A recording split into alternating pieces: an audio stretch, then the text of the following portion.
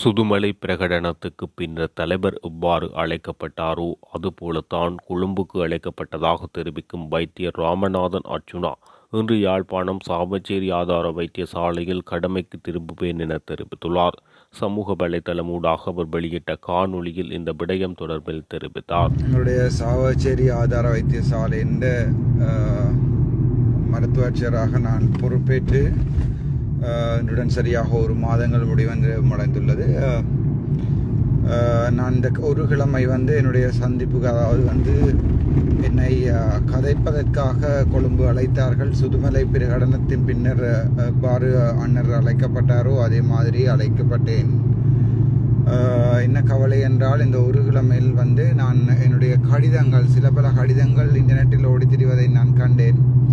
அவற்றின் உண்மைத்தன்மை சம்பந்தமான சந்தேகங்கள் எனக்கு இருந்தது. அது உண்மையாகவே சைன் பண்ணியது யார், அதாவது பனாபடிய சார் அதுக்கு சைன் பண்ணலாமா? செக்ரட்டரியை நான் சந்தித்தேன். செக்ரட்டரி இங்கே தான் இருக்கிறார். அவர் தன்னுடைய கைப்பட சைன் பண்ண ஒரு கடிதம் ஒன்றை எனக்கு தரவில்லை. சாதாரணமாக எங்களுடைய மெடிக்கல் சர்வீஸ் மெடிசின் படி ஒன்றில் எனக்கு ஒரு அப்பாயின்மெண்ட்டை தருவதாலோ அல்லது அந்த அப்பாயின்மெண்ட்டை என்னை தற்காலிகமாக இடமாற்றம் செய்வதென்பதாலோ அப்படியான விடயங்களில் கட்டாயம் சைன் வைக்க வேண்டியது மெடிக்கல் சர்வீஸ் மினிட்ஸை பொறுத்த வரைக்கும் செக்ரட்டரி என்பது என்னுடைய வாதம், செயலாளர் என்பது வாதம். செயலாளரை சந்தித்தேன். அவர்கள் சரியான பாசிட்டிவாக இருந்தார்கள்.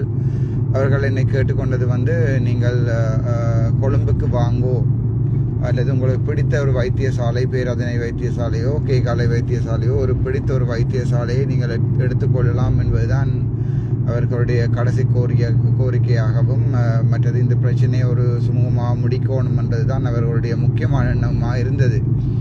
அதாவது சுகாதாரத்துறைக்கு இப்போ நடக்கின்ற பிரச்சனைகளால், அது ட்ரேட் யூனியன் ஆக்ஷனாக இருக்கலாம் அல்லது நான் சார்ந்த விடயங்களாக இருக்கலாம், சுகாதாரத்துறைக்கு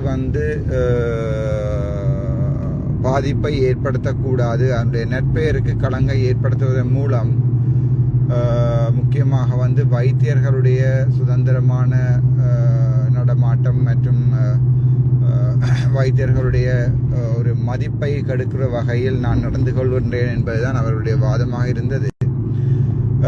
இந்த வீடியோவை பார்க்கிறவர்கள் தயவு செய்து எங்களுடைய வைத்தியசாலை வைத்தியர்களிடம் கூறவும். அவர்கள் என்னை பர்சனலாக தெரியும். அதில் 1-2 பேரை தவிர மிச்சம் இருப்பவர்கள் எல்லாருமே சரியான நல்லம். Doctor Indrakumar, doctor Jegu, doctor Sathyamoorthy போன்றோர் தங்களுடைய ஈகோவுக்காக என்னுடன் முரண்டுபட்டு கொண்டு நோயாளிகளின் உயிரை பணயம் வைத்து மீடியாவுக்கு முன்னால் ஸ்டேட்மெண்ட் கொடுத்தது. அது எனக்கு அவர்கள் ஏதாவது நடவடிக்கை எடுப்பார்களா இருந்தால்,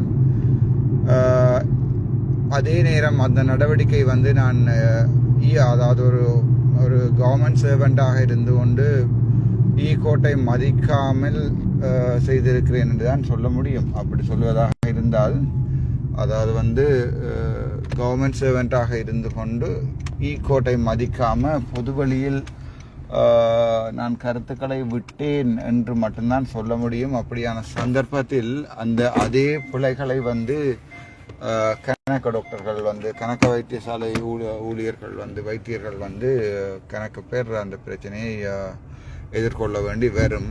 ஆனால் அது சம்பந்தமாக எனக்கு ஒரு பெரிய சந்தேகமே இருக்கிறது. என்னவென்றால், எனக்கு மட்டும் ஏன் அந்த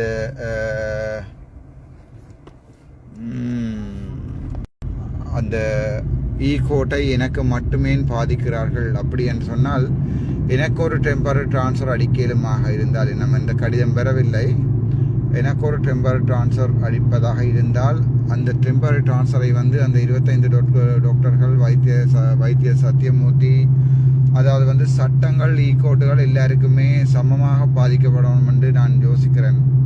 என்னை மட்டும் அவர்கள் அப்படி செய்வார்களா இருந்தால், அவர்கள் அதனுடைய பாதிப்பினை நீதிமன்றத்திலே பார்க்க வேண்டி வரும் என்பது கட்டாயம்.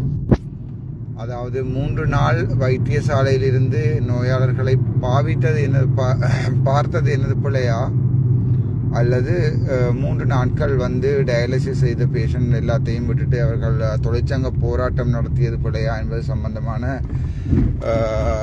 பெரிய டவுட் வந்து என்னிடம் இருக்கிறது. அதனால் அவர்கள் கையில் இந்த கடிதத்தையும் தர மறுத்து விட்டார்கள். அதன் அடிப்படையில் நான் பொதுமக்களுக்கு கொடுத்த வாக்குறுதியின் அடிப்படையிலும் நான் வைத்தியசாலை ஐத்தியச்சன் என்று பதவியை தொடர்ந்து வகிப்பதன் அடிப்படையிலும் எனக்கு வைத்தியசாலை லீவ் வந்து இன்றையுடன், அதாவது நேற்றிரவு 12 மணியுடன் முடிவடைவதால் விடிய காலமே 8 மணிக்கு எனக்கு போக வேண்டிய தேவை இருக்கிறது. அதனால் நான் யாழ்ப்பாணம் நோக்கி எனது வீடு நோக்கி போய் கொண்டிருக்கிறேன். எனது வீடு என்பது வைத்தியசாலை. நான் வைத்தியசாலையில் தான் 2018 2019 வரைக்கும் இருந்தேன். எனக்கு சொந்தமாக வீடு யாழ்ப்பாணத்திலும் இல்லை, இலங்கையிலும் இல்லை. என்னுடைய சொத்து விவரங்கள் கூட உங்களுக்கு சொல்லியிருக்கிறேன். அப்படியான ஒரு சந்தர்ப்பத்தில் வந்து இவர்கள் இன்றைக்கு யாழ்ப்பாணம் பூராகவும் தாங்கள் முழு நோயாளர்களையும் கொள்வோம் என்று ஒரு ஸ்ட்ரைக் ஒன்றை ஆரம்பித்திருப்பதாக நான் கேள்விப்படுகிறேன். அந்த ஸ்ட்ரைக் ஒன்றை எப்படி ஆரம்பிப்பதாக நான் கேள்விப்படுவது என்பது, இவர்கள் பொதுமக்களோடு, அதாவது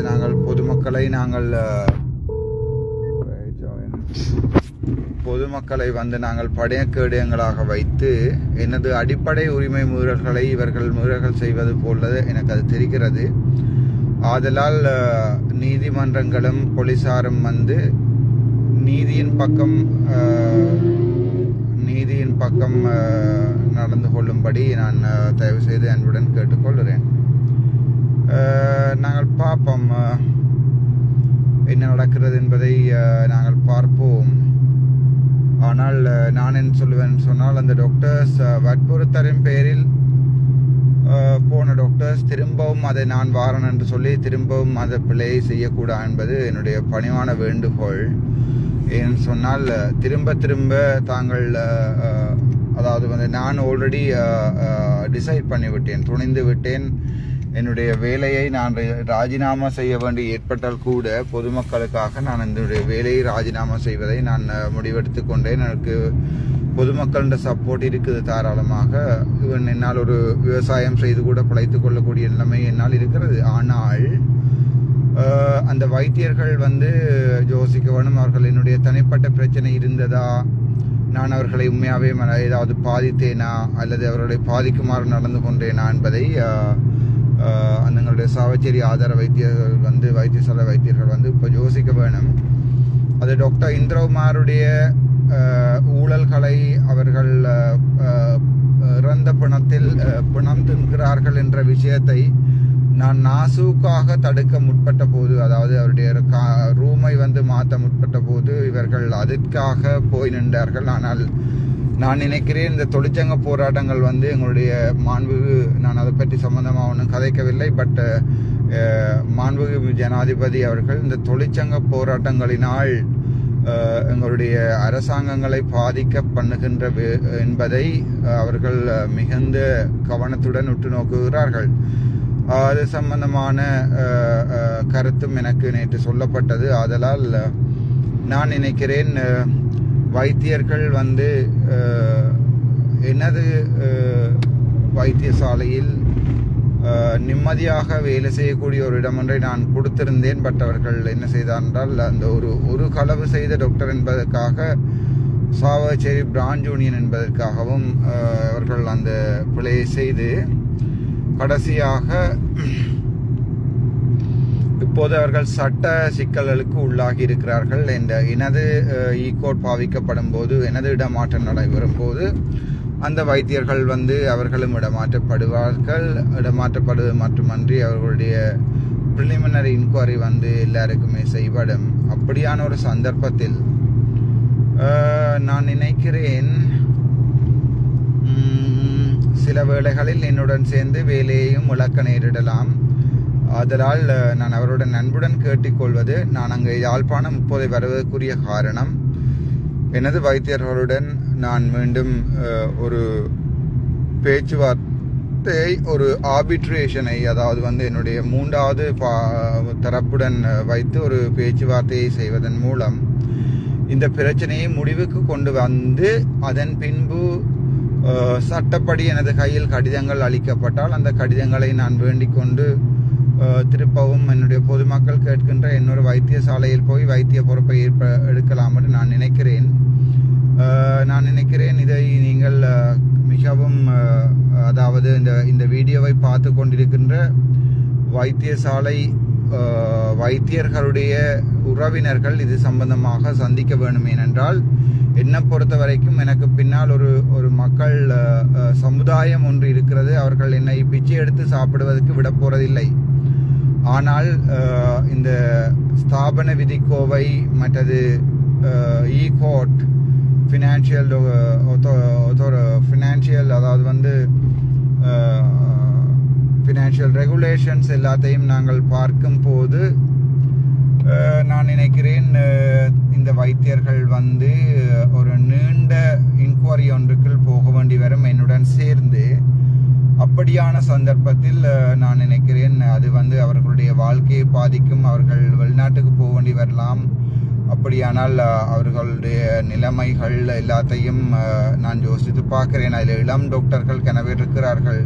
முக்கியமாக டாக்டர் துளசி, டாக்டர் நிமலன், டாக்டர் சைலஜன் மாதிரியானாக்கள் ஒரு என்னென்னு சொல்றது அவர்கள் நிற்கிறார்கள். ஜிஎம்ஓயில் போனால் ஜிஎம்ஓ எங்களை காப்பாற்றி விடும் என்று. ஆனால் இதுவரை காலமும் ஜிஎம்ஓக்கு எதிராக சட்ட நடவடிக்கைகளை எந்த மெடிக்கல் அட்மினிஸ்ட்ரேட்டரும் எடுத்ததில்லை.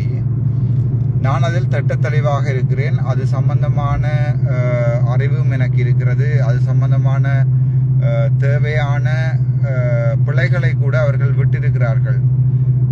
நான் அவர்களுடன் கடைசியாக கேட்டுக்கொள்வது என்னவென்றால், இதுதான் என்னுடைய கடைசி வேண்டுகோள். எனக்கும் ஒரு லிமிட் இருக்கிறது. பட் நீங்கள் என்னதான் இருந்தாலும் என்னுடைய சகோதரர்கள், என்னுடன் ஒன்றா படித்தவர்கள், நீங்களும் வைத்தியர்கள், நானும் வைத்தியன்.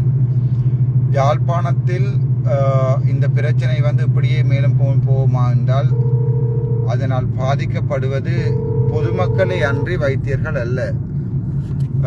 அதனால் பாதிக்கப்படுவது கூட பொதுமக்களே தான் கூட பாதிக்கப்படுவார்கள். அதனால் பொதுமக்களின் நன்மை கருதி நீங்கள் மக்களின் மனதை வெல்ல வேணுமாக இருந்தால் சாவச்சேரி வைத்தியசாலைக்கு இன்றைக்கு வேலைக்கு வரவும், நீங்கள் ஜிஎம்ஓட சேர்ந்து யாழ்ப்பாணம் ஃபுல்லாக ஸ்ட்ரைக் அடிக்க போறீர்கள் என்றால் இனி அது உங்களை பொறுத்தது. பட் சட்டங்கள் மீடியாவுக்கு முன்னால் வர டாக்டர்ஸை தான் பாதிக்கும்.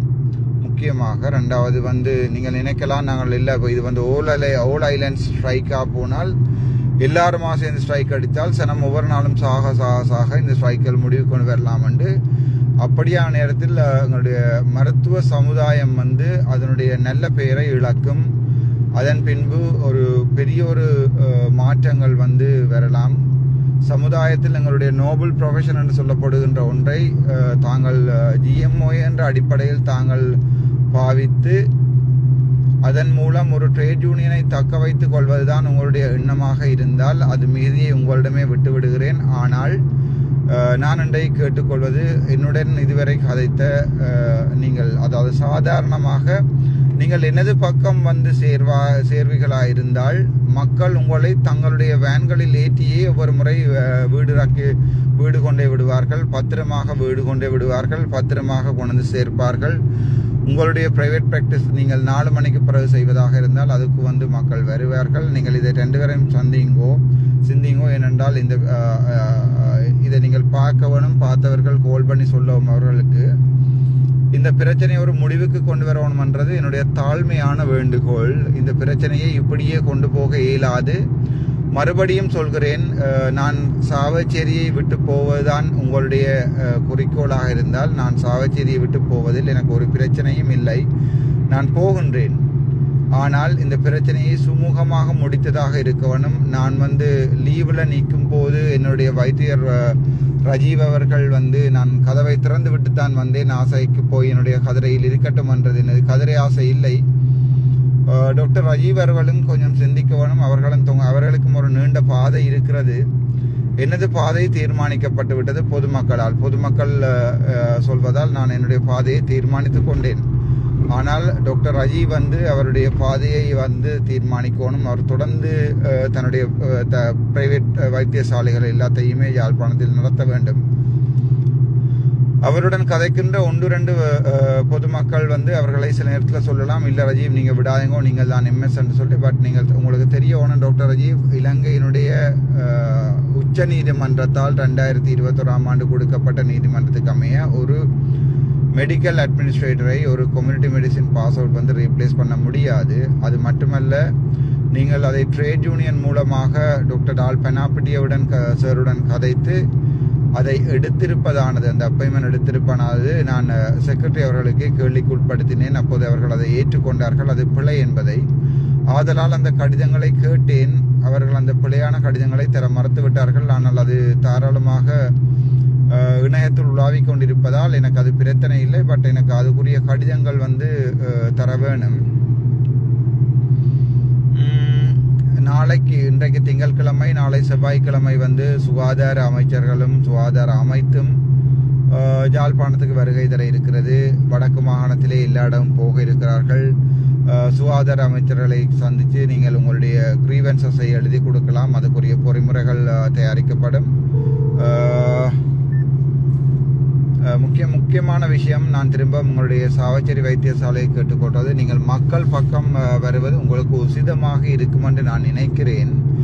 ஏனென்றால் நீங்கள் எடுத்த எடுப்படியில் 25 வைத்தியர்களுக்கு வந்து இடமாற்றம் செய்து வேறு வைத்தியசாலையில் கொடுப்பது கடினம்.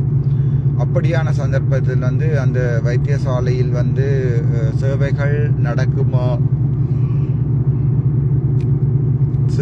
நடக்குமா என்பதெல்லாம் ஒரு கேள்விக்குறி. இது என்னுடைய பணிவான, உங்களுடைய தம்பியாக, உங்களுடைய அண்ணாவாக என்னுடைய பணிவான வேண்டுகோள். அந்த வேண்டுகோளை நீங்கள் ஏற்றுக்கொள்வதும் அந்த வேண்டுகோளை நிராகரித்து மீண்டும் பணிப்பு புறக்கணிப்புக்கு போய் பகிஷ்கரிப்புக்கு போய் இந்த நிலைமையை மேலும் வேசாக்கி பொதுமக்களுடைய அபிப்பிராயத்திலிருந்து தூர போக வேண்டாம். நீங்கள் நடுநிலையாக கூட இருக்கலாம். எனக்கு ஜிஎம்ஓயும் வேண்டாம், எனக்கு இந்த பிரச்சனையும் வேண்டாம். நீங்கள் நடுநிலையாக இருக்கலாம். வேலை செய்யவும் தேவையில்லை, வேலை செய்யாமல் இருக்கவும் தேவையில்லை. நாளை சாவச்சேரி வைத்தியசாலையில் பிரசன்னமாகி மக்களுடைய அவசர தேவைகளை மட்டும் பூர்த்தி செய்து கொண்டாலே காணும் என்பது என்னுடைய தனிப்பட்ட அபிப்பிராயம். உங்களுடைய தம்பியாக, உங்களுடைய அண்ணாவாக நான் அதை கேட்டுக்கொள்கிறேன். ஒருவர் 2 பேருக்கு வந்து நான் ஆக்ஷன் எடுக்கிறதால அது வந்து வைத்தியர்களுக்கு எதிரான ஆக்ஷன் அல்ல. சில பேர் வந்து வைத்தியர்களுக்கு எதிரான, டாக்டர் ரோஷாந்தனை நான் பார்த்தேன். அவர்கள் வந்து அதாவது மருத்துவம் என்றது ஒரு என்ன சொல்றது, ஒரு உயரிய தொழில், இட்ஸ் a noble profession. அப்படி இருக்கும்போது நீங்கள் பெண்களுடன் படுத்து விட்டு மச்சான் வயிற்றில் ஏறிவிட்டது, கரைப்பதற்கு மருந்து தருகிறாயா இல்லையா என்றெல்லாம் நாளையில் கதைக்க வேண்டாம் என்றெல்லாம் நீங்கள் எழுதியிருப்பது எவ்வாறென்றால், பொதுமக்கள் தவறு செய்து போட்டு அதை உங்களுடன் வந்து கேட்கும்போது நீங்கள் அந்த தவறை, அதாவது வந்து கருக்கலைப்பு செய்கிறீர்கள் என்கிற விடயங்கள் எல்லாத்தையும் நீங்கள் எழுதியிருக்கிறீர்கள். இது வந்து பாரதூரமான குற்றம். இது வந்து இது சம்பந்தமாக நான் செக்ரட்டரிக்கு அறிவித்திருக்கிறேன். டாக்டர் ரோஷாந்தன் அவர்களிடமும் ஒரு இன்கொயரி நடக்குமென்னு நினைக்கிறேன். அவர்கள் ஃபாரின் ட்ரைனிங் போயிட்டு வந்தாரோ தெரியாது. அப்படியான சந்தர்ப்பத்தில் தாங்கள் இன்கொயரி நடக்கும்போது நாட்டை விட்டு வெளியேற வேண்டி வரும். அப்படியானது எங்களுடைய யாழ்ப்பாணத்துக்கு தான் அது ஒரு இழப்பண்டு நான் நினைக்கிறேன். தங்களை மாதிரி ஒரு புத்திஜீவிகள் நாங்கள் இதை கதைத்து தீர்த்து கொள்ளலாம். ஆனால் சட்ட நடவடிக்கை எடுக்கவர்கள் வேண்டியவர்கள் மீது, எடுக்கப்பட வேண்டியவர்கள் மீது சட்ட நடவடிக்கை எடுக்க வேண்டும் என்பது என்னுடைய தனிப்பட்ட அபிப்பிராயம். Doctor Ketheeswaran, doctor Sathyamoorthy, doctor Saman Pathirana ஆகியோர்கள் வந்து அவர்களுடைய சட்ட நடவடிக்கைக்கு போய், இப்போ இன்க்ளூடிங் மீ, நான் கூட இன்கொயரியை ஃபேஸ் பண்ணியிருக்கிறேன். எனக்கும் இன்கொயரி லெட்டர் அடிச்சிருக்கேன். அதுக்கு நான் 8 பக்கத்துக்கு பதில் கொடுத்துருக்கிறேன். அப்போ அதையும் அவர்கள் பார்த்து கொள்ள வேண்டும் என்பது என்னுடைய தனிப்பட்ட அபிப்பிராயம். இதுதான் இந்த நிலைமையில் என்னால் சொல்லக்கூடிய இருக்கிறது. இன்றைய நாள் எனக்கும் உங்களுக்கும் ஒரு நல்ல நாளாக அமைய வேண்டும். நாங்கள் இந்த பிரச்சனையிலிருந்து விடுபட்டு எங்களுடைய மருத்துவ சமுதாயத்தின் மேல் வந்து பிழையாக திட்டமிட்ட வீதியில் ஒரு சில அரசியல்வாதிகளின் அடிவருடிகளால் தங்கள் மீது எழுதப்படுகின்ற ஃபேஸ்புக் போஸ்டுகளை நாங்கள் கவனத்தில் எடுத்து வைத்திருக்கிறோம். அது சம்பந்தமாக கூறிக்கொண்டும் இருக்கிறோம். அவர்கள் என்னுடைய பக்கமும் இல்லை, வைத்தியர்களுடைய பக்கமும் இல்லை. அவர்கள் வைத்தியர்கள் மீதான காழ்ப்புணர்ச்சியை ஒரு சில பேர் எழுதி கொண்டிருக்கிறார்கள். அவர்களை நான் தேடி பார்த்தபோது சில பிரபல்யமான அரசியல் கட்சிகள் உண்டு, அடிவருடிகள், முக்கியமாக சுப்பிரமணிய பிரபா போன்றவர்கள் ஒரு அரசியல் காரணமாக இதை எழுதுகிறார்கள் என்பதை தெளிவாக விளங்கிக் கொள்ளவும். எனது நோக்கம் அரசியல் அல்ல. நான் என்னுடைய கேபிட்டல் டிவியினுடைய அன்று நான் சரியான ஸ்ட்ரெஸ்ஸில் இருந்ததாலும் மற்றது என்னுடைய முதல் அனுபவம் என்றதாலும் அதில் என்னுடைய பேட்டிகள் பல பிழைகள் இருப்பதை நான் ஏற்றுக்கொண்டேன். முக்கியமாக தலைவர் சம்பந்தமாக சொன்ன விடயங்களை நான் அந்த இடத்திலே தவிர்த்திருக்க வேண்டும். அப்படியான பிழைகளை நான் விட்டுக்கொள்வதை ஏற்றுக்கொள்கிறேன். அதன் பிறகு நான் கொடுத்த இன்டர்வியூக்களை நீங்கள் பார்த்திருக்கலாம், என்னுடைய நேரடி ஒளிகளை பார்த்திருக்கலாம். நான் இப்போது சொல்லக்கூடியது உங்களுக்கு என்ன என்பது இன்று நான் வருவது, நாளைக்கு சுகாதார அமைச்சர்கள் வருகிறார்கள். அந்த நேரம் இந்த கதையை பிரச்சனை நாங்கள் கதைச்சு தீர்த்து கொள்ளலாம். உங்களுடைய கோரிக்கை, அதாவது பெரும்பாலான மருத்துவர்களுடைய கோரிக்கை என்னுடைய தனிப்பட்ட வேலையை பாதிக்குமாக இருந்தால் பொதுமக்களுக்காக அந்த வேலையை கூட நான் விடுவதற்கு தயாராக இருக்கிறேன். நான் உங்களுடைய அடிமனதிலிருந்து உங்களுடைய அன்புடன் கேட்டுக்கொள்வது, நீங்கள் நினைக்கலாம் நீங்கள் வென்று விட்டீர்கள் அதனால் நான் தோற்கிறேன் என்று சொல்லி, அந்த மனப்பான்மை உங்களுக்கு இருக்குமே ஆனால் நான் வென்று காட்டுவதில் எனக்கு பெரிய வேலை இல்லை. இப்போவும் அதனால் பாதிக்கப்படுவது பொதுமக்கள். ஆதலால் ஈகோ என்பதை நான் எப்போதோ ஒரு புறம் தள்ளி வைத்து விட்டேன். இது உங்களுக்கு நான் கேட்டுக்கொள்கின்ற பணிவான வேண்டுகோள். தாங்கள் இது சம்பந்தமாக யோசித்து முடிவெடுக்குமாறு இன்டலெக்சுவல் கம்யூனிட்டி என்ற அடிப்படையில், அதாவது ஒரு என்னென்னு சொல்றது, ஒரு மிகவும் படித்த கம்யூனிட்டி என்ற அடிப்படையிலும், மற்றது சில வைஷாலினி போன்ற குழந்தைகளின் நியாயங்கள் கிடைக்க வேண்டும் என்றதை நீங்கள் நம்புவீர்கள் என்பதன் அடிப்படையிலும் நான் இந்த விஷயத்தை உங்களுக்கு சொல்கிறேன். இனிமேல் நடக்க போகிற விஷயங்கள் அது உங்களை பொறுத்தது. நீங்கள் தான் அதை தீர்மானிக்க வேண்டும். இதேவேளை கரபெட்டி பகுதியில் நடைபெற்ற நிகழ்வில் யாழ்ப்பாணத்தின் தற்கால வைத்திய சேவை நிலைமை தொடர்பில் வைத்தியர் கதிரமலை உமாசுதன் கருத்து தெரிவித்துள்ளார். கட்டுமானங்கள், அபிவிருத்திகள், முன்னேற்ற செயற்பாடுகள் தேவைப்படும் எமது பிரதேசத்தில் சுகாதார சேவையின் மீது திட்டமிட்டு தொடுக்கப்படும் நுண்ணிய போராகவே நாம் இதனை நோக்குகின்றோம். மக்களை வைத்திய துறையின் மீது வெறுப்பினை ஏற்படுத்துவதன் மூலம் அவர்களை ஒழுங்கமைக்கப்பட்ட எந்த கட்டமைப்பின் மீதும் நம்பிக்கை ஈனத்தை கொண்டு வருதல், இளையோருக்கு கல்வி மீதும் கல்விமான்கள் மீதும் அசண்டை ஈனத்தை ஏற்படுத்துவதன் மூலம் கல்வியில் பின்னடைவை ஏற்படுத்துதல், புத்திஜீவிகளை சேவை மனப்பாங்குள்ளரையும் விரக்திக்குள்ளாக்குவதன் மூலம் அவர்களை சேவையில் இருந்து பின்வாங்க செய்தல் அல்லது அவர்களை இடம்பெயரச் செய்தல் போன்றவற்றின் மூலம் எமது இருப்பை, எமது பிரதேச வளர்ச்சியை, எமது சுகாதார கல்வி நிர்வாக நடவடிக்கைகளை நீர்த்து போக செய்யும் ஓர் அரசியல் யுக்தியாகவே நாம் இதனை நோக்குகின்றோம். காலம் காலமாக எமது மண்ணும் மக்களும் கல்விமான்கள் மீது, எமது நிர்வாக கட்டமைப்புகள் மீது நம்பிக்கையும் பற்றுறுதியும் கொண்டவர்கள்.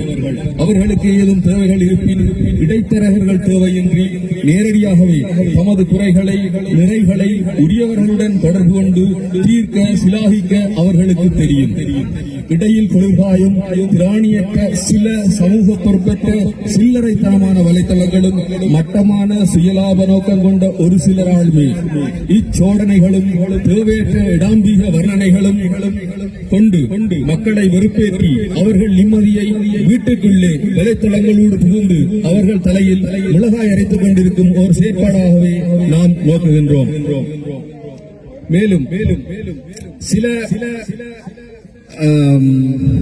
சில விடயங்கள், அதாவது சில பிராக்டிக்கல், அதாவது நடைமுறைக்கு பொருந்தி வரும் விடயங்கள், நடைமுறைக்கு பொருந்தாத ஐடியல் ஆகிய விடயங்கள் என்று நாங்கள் சொல்லுவோம். அதாவது பிராக்டிக்கல், ஐடியல் போன்ற சில பதங்களை நாங்கள் கொண்டால் இந்த மகேசன் விளையாட்டுக் கழகத்தையே நாம் எடுத்துக்கொள்வோம். இது முதல் ஒரு சிறிய காணியாக அங்கே அந்த மூலையில் இருந்தது.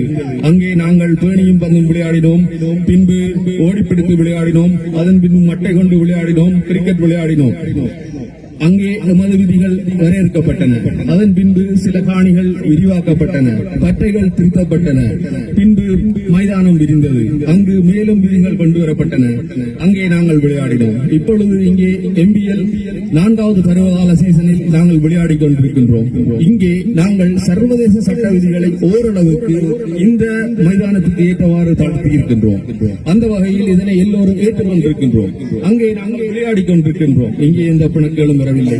ஏன் சர்வதேச தரத்திற்கு சர்வதேச நியதிகளை தாண்டி இங்கே இந்த குறிப்பிட்ட மைதானத்திலே விளையாடப்படுகின்றது. அதாவது இங்கே சர்வதேச விதிகளுக்கு அமைவாக இந்த மைதானத்தை நான் கொண்டு வந்தால் தான் விளையாடுவேன். இல்லை என்றால் இங்கே வந்து இந்த இது தேவை அது தேவை என்று நாங்கள் பார்த்துக் கொண்டிருந்தால், இல்லை என்றால் அதற்காக ஒரு Facebook லைவை போட்டால் இங்கே வரும் விளையாட முடியாது. இங்கே ஒரு இளைஞன், இங்கே இந்த சிறுவன் இங்கே இந்த மைதானத்தில் அவன் தனது கனவுகளை நினைவாக்க முடியாது. ஆகவே அதற்கு நடைமுறை என்பது சில விடயங்கள் உள்ளன. அந்த நடைமுறையை நாங்கள் ஏற்றுக்கொண்டிருக்கின்றோம். அந்த நடைமுறையை ஓரிரவிலே வந்து எல்லோருக்கும் முன்னாலே அதை புதிதாக குற்றங்களை சாட்டுவதும் தன்னுடைய இயலாமை தன்மையை வெளிக்கொணர்வதற்காக, இல்லை வெளிக்கொணர போகின்றார்களோ என்பதற்காக மக்களை கூட்டி அதனை ஒரு பிரமாண்டமான ஒரு பெரிய குற்றச்சாட்டுகளாக காட்டி, அதனால் மக்கள் இந்த நிர்வாகத்தின் மீதும், மக்கள் இந்த சுகாதாரத்துறையின் மீதும், மக்கள் இந்த வைத்திய துறையின் மீதும் கொண்டுள்ள நம்பிக்கையை சிதைப்பது என்பது ஒரு வைத்தியனாக, இந்த ஊரவனாக என்னால் ஏற்றுக்கொள்ளப்பட முடியாது. எந்த ஒரு உண்மையான சேவையாளனாலும் அது ஏற்றுக்கொள்ளப்பட முடியாது. ஆதலால் மக்களே,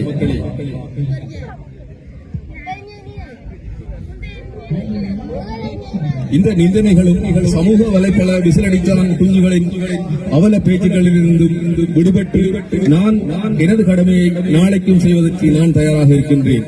ஏதுமறியா ஆட்சியும் அப்புவும் எந்த கையை பிடித்து எந்த மோனே உண்ட குரலை நான் கேட்டவுடன் எனக்கு வருத்தம் போயிட்டுடா என்று சொல்லி நாளைக்கு பிறக்க போகும் அந்த பிஞ்சு குழந்தையை, அந்த பிரசவ வலியை கொடுத்துக் கொண்டிருக்கும் அந்த கற்பனை தாயின் வலியை போக்கி அந்த பிஞ்சு குழந்தையை உலகம் மலரச் செய்து அந்த பிஞ்சு குழந்தையை நாங்கள் பிரசவிக்கும் பொழுது இந்த நிந்தனைகளும் எந்த சோதனைகளும் என்னை விட்டு தாண்டி போகும்.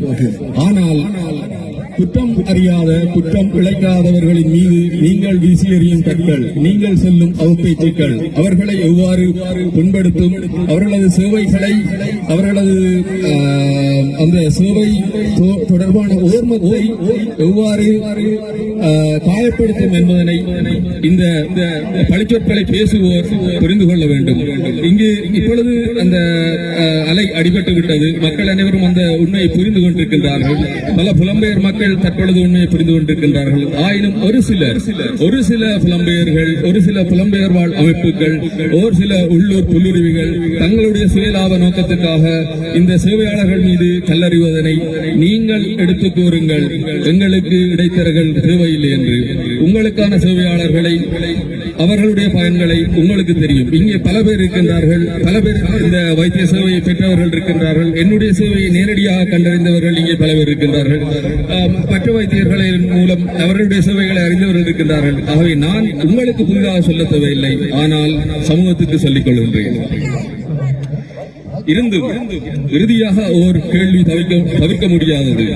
நகரங்களை பற்ற வைத்த மனப்பிறழ்வுக்குள்ளானவர் ஒருபுறம் இருக்கட்டும், அவன் கைகளில் தீப்பந்தத்தை கொடுத்தது யார்? காலம் பதில் சொல்லும். இந்த வாய்ப்புக்கு நன்றி.